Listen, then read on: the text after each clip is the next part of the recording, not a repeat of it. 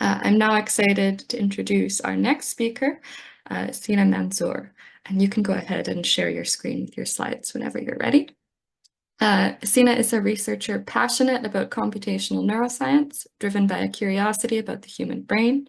He explores the interplay between neuroscience and computation, applying concepts from complex networks and artificial intelligence to understand the origins of human behavior and psychopathologies. Actively engaged in the open science community, Sina promotes open science practices through hackathons, workshops, and scientific communication. And his talk today will be on open science volunteering in academia, navigating the challenges and rewards. Thank you for being with us. Thank you very much for your kind introduction and for the opportunity from MRITogether to present my personal thoughts on the topic of open science and volunteering in academia, and particularly how we could navigate the challenges and rewards of open science volunteering.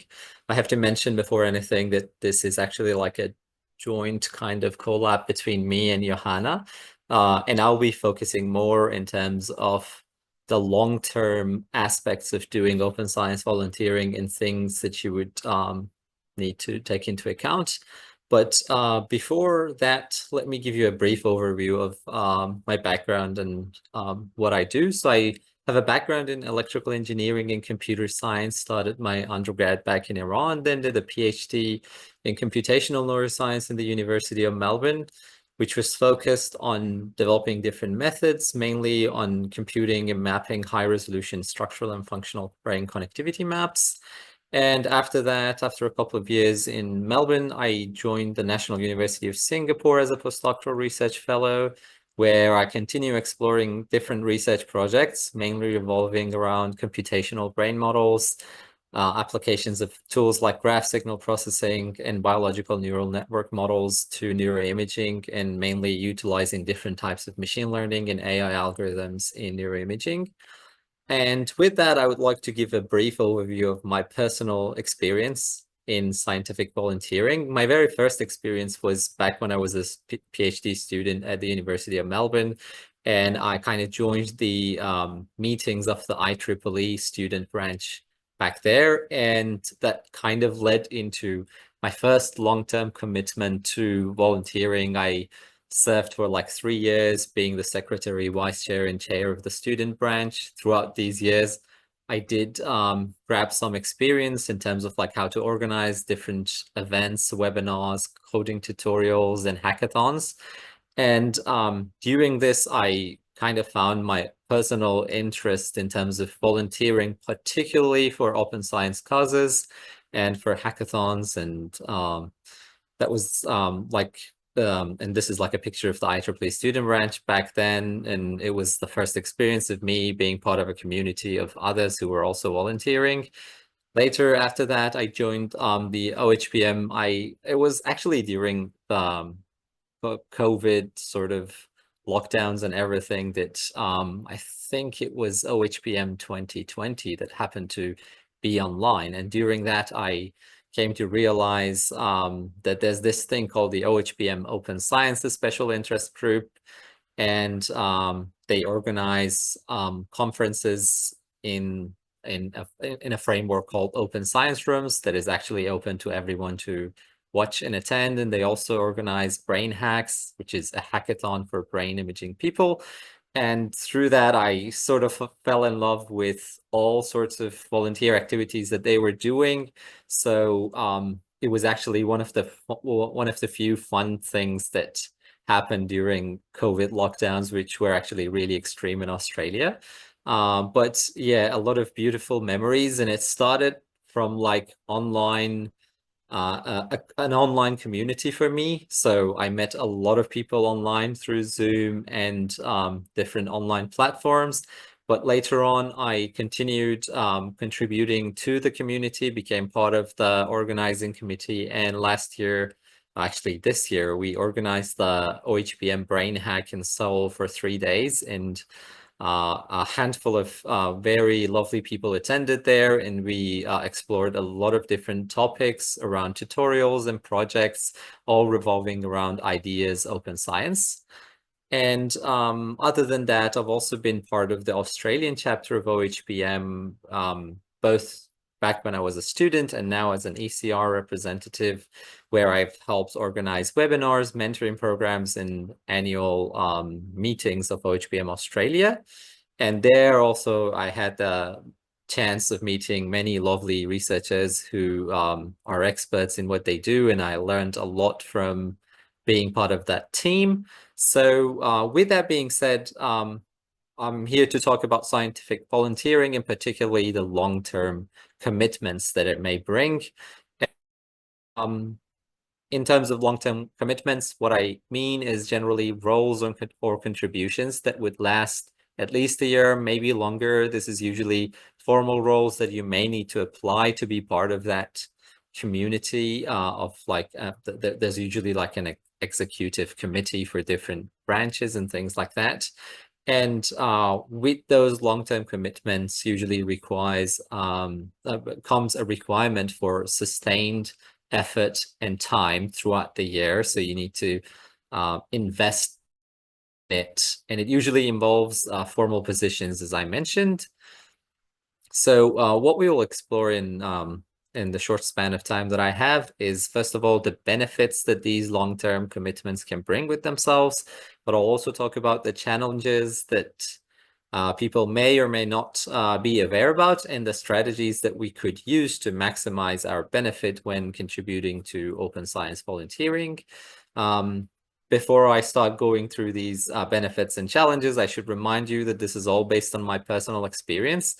It's mostly what worked for me and might not really work for everyone. People are different, so take what resonates with you, but leave the rest and always look for what feels right for you.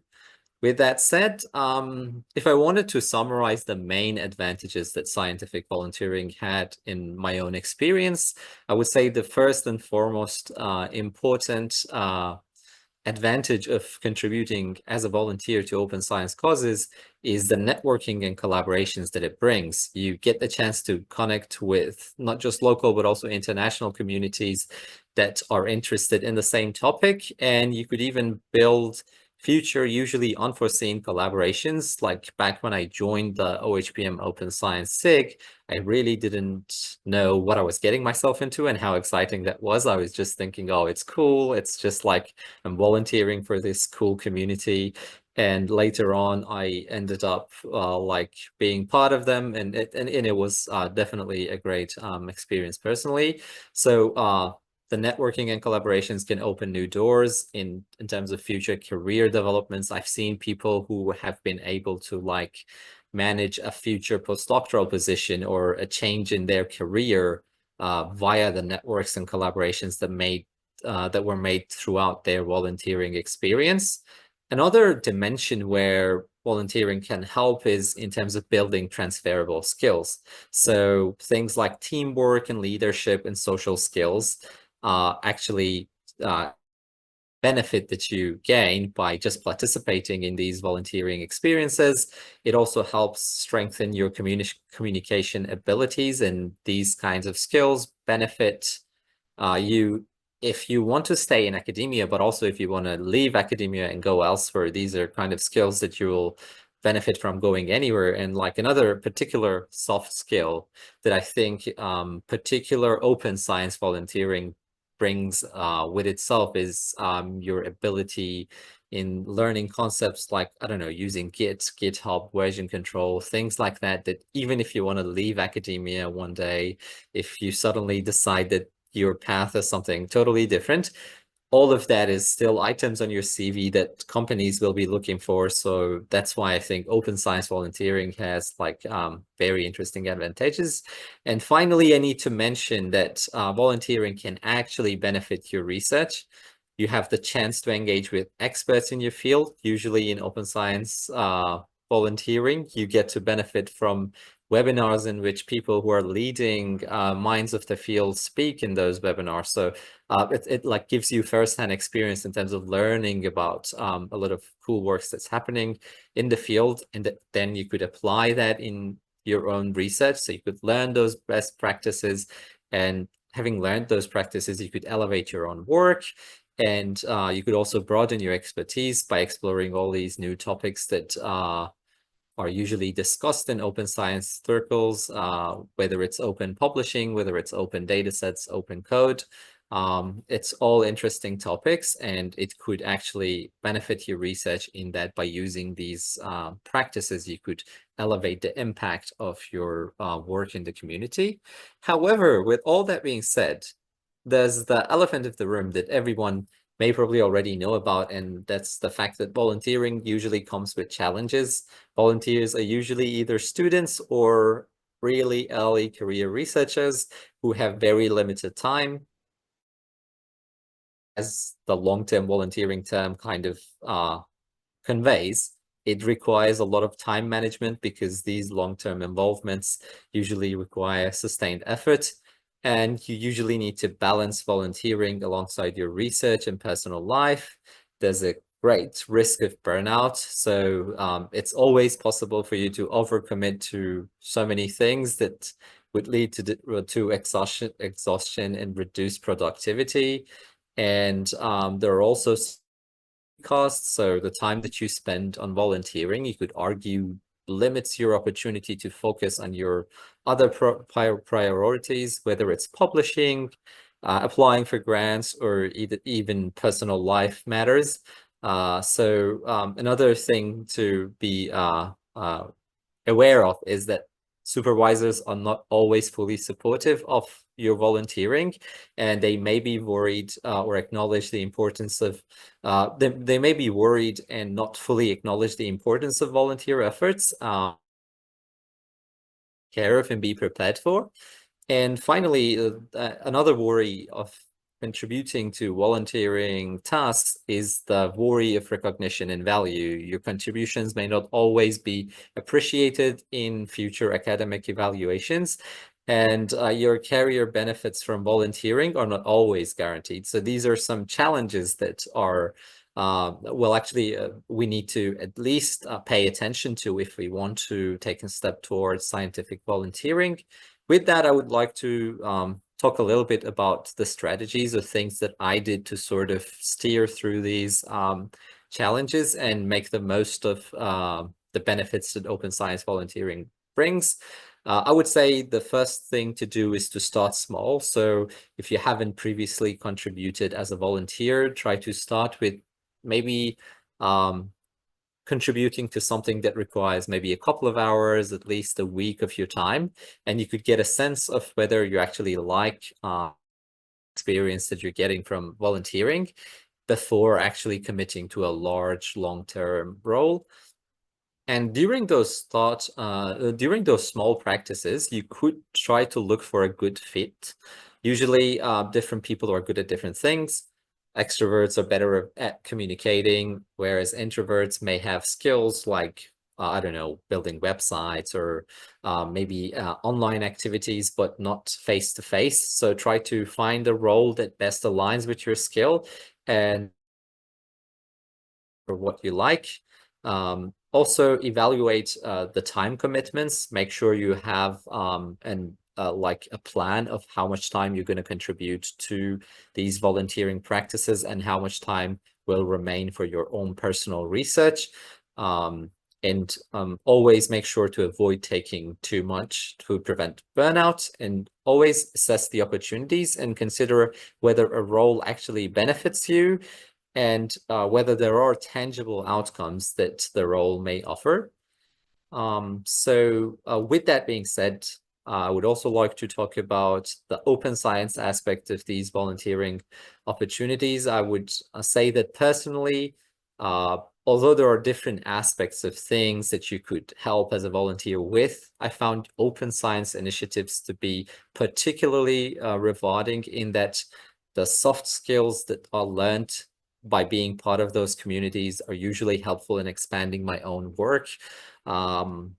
I can attest to the fact that, like, after having learned those ideas and best practices, I've been trying to maintain those in my own research, things like publishing the code or data whenever I can. And I can attest that that has had benefits, at least personally for me, in my work grabbing more attention. I find open science initiatives to align well with independent research goals, and therefore it might be a good option if you're trying to look for like a particular volunteering opportunity and it enhances your work. Also, it's really inclusive and energetic community. So it's I believe it's a great community to be a part of. And if there are individuals who are interested and are wondering, okay, where do I look for these opportunities? I would say like all the main conferences in the field, things like OHBM and ISMRM, for my personal experience, usually host an open science driven satellite event. So for the OHBM, there are the open science rooms and the OHBM brain hack. For the ISMRM community, there's the MRIThon or the MR Hackathon, which usually happens at the same time as the ISMRM annual meetings. And I'm sure if you usually attend to a different community's annual conferences, that community may also have an open science sub-branch. So make sure to look for that and explore both local and international opportunities that you have to contribute to open science organization as a volunteer. And as always, like start small and then slowly try to go to bigger commitments. So if I wanted to conclude the main takeaways of today's presentation, I would say long-term volunteering does certainly offer opportunities that through which you could build your skills, you could enhance your career, but you need to be mindful of its challenges. Things like time management and burnout are serious worries that you need to have strategies to avoid and mitigate. You could also look for opportunities that align best with your own interests and goals to maximize your benefit that you could get from volunteering. Open science initiatives in particular are really rewarding, so I would vouch for like trying it out if anyone is interested. And again, as a final thought, I would say that volunteering is a personal journey.